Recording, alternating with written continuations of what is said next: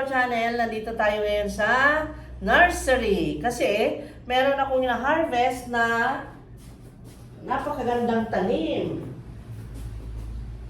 Wait lang. Ito yun guys. May na-harvest ako doon sa Petit Jungle 1 na ganitong tanim na napaka-espesyal na tanim na ito. Ito yun guys. Ito kasi doon sa Petit Jungle 1, doon kasi sa Petit Jungle 1 guys, dumami at lumalaki ang mga ganitong leaves doon, yung tri-leaf wonder. At ito ay hindi siya philodendron na katulad ng malalaki nating dahon na nandito sa garden natin ha. Tanggalin ko to. Nag-yellow ito guys kasi luma na. Ito po ay isang klase ng syngonium at madali lang mag-alaga nito dahil hindi siya alagain. Okay? Siya ay napakasimpleng ito ay isang halaman na napakaganda. It is amazing. Kaya nga natawag na tri-leaf wonder. Nakakita ka na ng dahon na ganyan na para siyang tatlong leaves in one petal. Ay in one stalk, no? Yan. At ito ay kinuha ko doon dahil ito ay naapak-apakan na doon guys. Nadaganan na ng simento dahil doon sa Petit Jungle 1, yun nga, di ba pinakita ko sa inyo noon, way back siguro 6 months ago, di ba doon tayo nagla-live dati, ngayon, iba na ang sitwasyon dahil tinatrabaho. Ngayon, ito ay nababangga-bangga nila doon. Kaya, kinuha ko, I got tatlong stalks, tatlong tanim ang gagawin natin dito. Medyo nalaylay siya kasi nahayaan ko siya. Dahil syempre, pag putol ko kanina umaga, kasi nakita ko nadaganan doon sa sinisemento nila, ay syempre, kanina pang umaga, how many hours na? Maybe 8 hours na. Ganyan, medyo naglaylay. Okay? Meron na nga siyang bulaklak, pero na parang nalanta. Medyo parang nalanta siya, guys. Ngayon ay ilagay natin sa pot. Okay? Yan, itong pots na ito. Ang ating gamitin dahil malaki kasi yung mga plants 3 piraso nga talaga ang nakuha ko. Pero marami pa doon. Dadagdagan ko siya.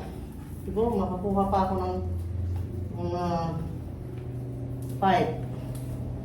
5 pots pa mga gawa doon. Yan. Naku, hindi naman makagupit itong ating scissors natin. Ayan guys. At itong halaman na ito guys ay siguro naman kilala nyo ang syngonium. Ang mga syngonium na plants ay hindi arugain. Okay? Madali lang silang buhayin. Basta huwag mo lang pabayaan na madry. Gusto nila ang tubig. Okay? Huwag lang yung babad na babad. Mas okay pa rin yung well-draining na media or yung potting mix. Ayan. So, handa ko na ito. Marami rin tayong bunot pero nasaan na ba? Wait lang. Kukuha lang akong bunot.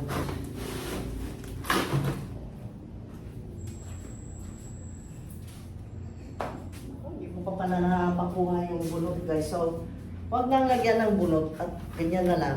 Rice hull kasi ito na yung carbonized rice hull. Ito yung talaga yung kumbaga binulok na rice hull. Tapos meron na siyang organic fertilizer. Okay? Yan. Hindi na natin laliman. Ang dami namang aerial roots. Ayan At nilagyan ko siya nakasealed na siya sa abo. Okay? Abo ang ginagamit ko or yung cinnamon powder guys. Maganda rin ang cinnamon powder. So ayan, ilagay ko na dito. Ayan. Wow! Ang cute, no? Ang cute naman ang halaman na ito. Ilagay ko ito. Lahat na ng laman ng sako.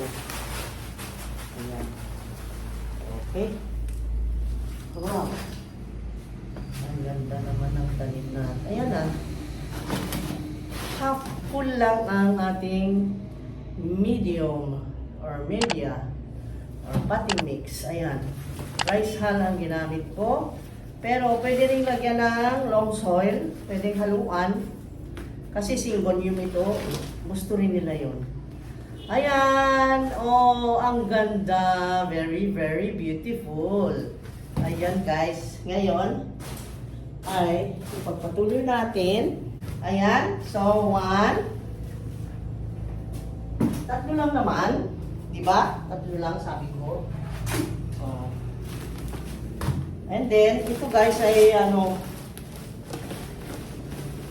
hindi na siya gaano mahal. Hindi katulad noon pag binili sa mga garden or sa mga plant stores. Ito po ay kumbaga is aray ko. Nalagyan ng putik yung mukha ko. Okay? Ang daming roots. So, hindi tayo mag-alala dahil ito'y alam ko, mabubuhay ka dyan, no? Okay? Ang ganda naman. So, ang tip tips nito is that huwag kayaan na matuyo. Gusto niya na nadidiligan siya. Hindi katulad ng mga ibang mga aroids na ayaw nila na nabababad. Ito, ayaw din niyang mababad. Pero I mean, huwag mong hayaan na matuyo. Ha? Kasi nakita mo parang siyang succulent eh. Oh, ang body niya. Ayan. Di ba ito eh. Tatayo uli yan mamaya. Oh, ang ganda. 2. Ayan. Pwedeng i-regalo sa mga kaibigan. Magandang i-regalo ito sa kaibigan. Kasi, at least ito, pag binigay mo, pero be sure ha na talagang kumapit na yung mga roots nag-thrive na bago mo ibigay kasi nakakaya naman. Baka mamaya hawakan niya tapos mamaya pala. Yun pala eh, mamamatay din, di ba? Kasi, at least kung buhay na siya, surely, may enjoy niya dahil ito pagka malusog ang pagkatubo nito, ay nakakatuwa ang itsura. Lalo pat yung, yun nga, tri-leaf wonder nga ang tawag eh. Dahil nga, you wonder the shape of the leaves. Ganyan kasi. O, parang ulo ng rabbit din mo. Ang ganda. So, ayan guys. So, nakagawa tayo ng 3 pots ng tri-leaf wonders na plant. That is syngonium. At ang care tips is that gusto niya ng sunlight, indirect. Pero alam nyo, kung saan ito nakalagay, dun sa pader, ito ay direct light talaga. Pero gustong-gusto niya yung light. At yun talaga na pagtanto ko dito sa plant na ito, gustong-gusto niya talaga ang sunlight. Yan, tandaan nyo yan ha, care tips yan. Kahit pa direct sunlight at yung huwag hayaan na matuyo ng tubig, huwag hayaan na mauhaw siya. And then, yun lang. Madali lang siyang alagaan.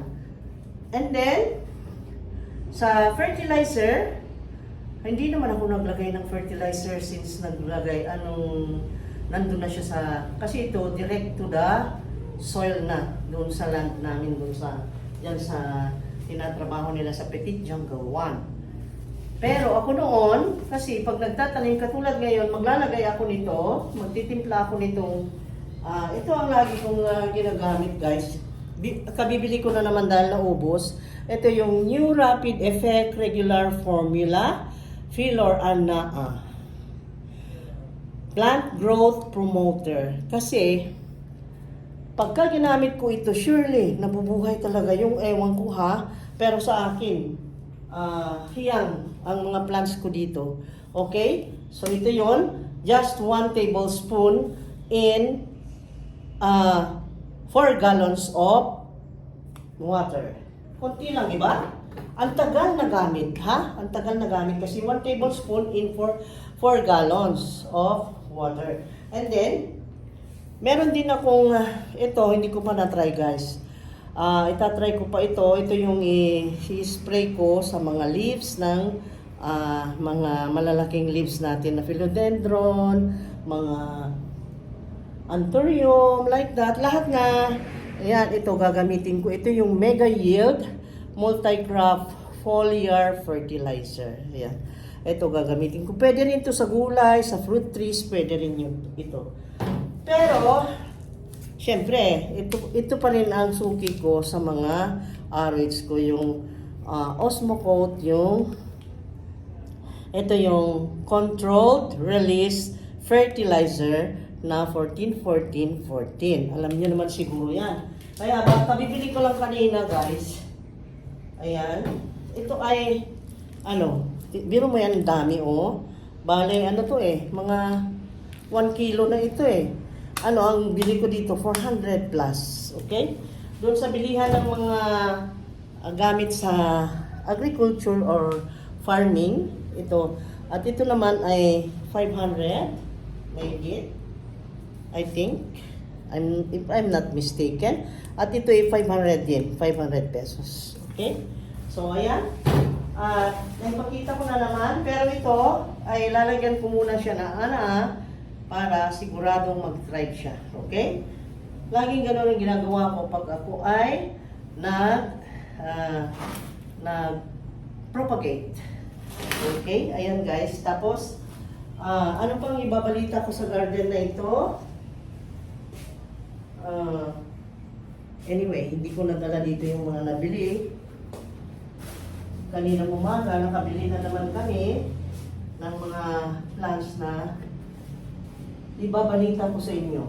Okay? So, next time, we will see you again next time guys. Ito na muna ang pinagsasaluhan natin ngayon para sa mga plants. Ito, gusto kong mag-live pero alam nyo, ang hina ngayon ng signal namin. That's why, ginawan ko na lang ng video ito.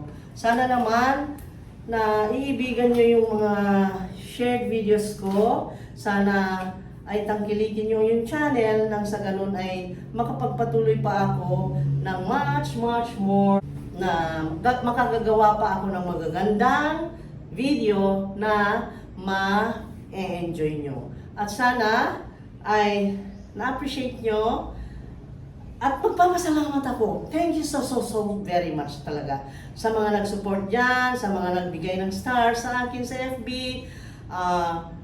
Shout out sa lahat ng subscriber at saka sa mga lahat ng mga viewers. Okay?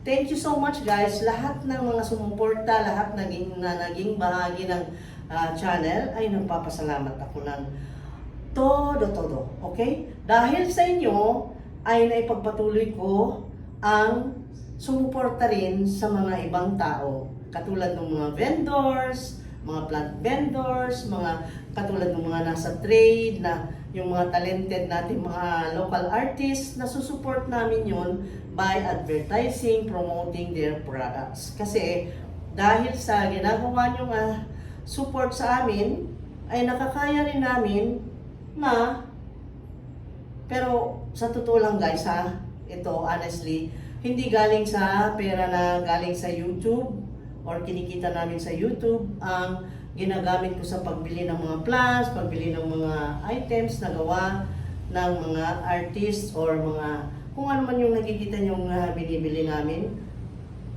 Kulang po yun. Kulang. Ang liit po ng sahod ko.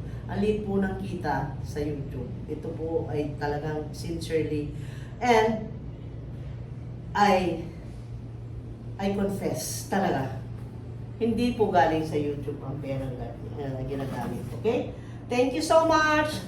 Thank you so very much. And then, most importantly, hindi galing sa Facebook. Hindi po ako monetize sa Facebook.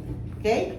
So, yun nga lang, umaasa pa rin ako na mag-support kayo. At least, mabigyan man lang kami ng sigasig sa paggagawa ng mga videos, ng mga makabuluhan na mga actions dito sa mundong ibabaw habang nabubuhay pa tayo. Mag-enjoy tayo together and take care always and ever. Take care kayo ha, mga health natin, ang health natin ay pahalagahan dahil health is wealth. Kasi kung walang health, naku, ewan ko na kayo. Magpasalamat tayo sa Panginoong Diyos dahil tayo ay masigasig pa, malakas at healthy and di ba? Nakikita niyo pa ako? Thank you so much. I love you guys. Take care. Love you guys. Okay?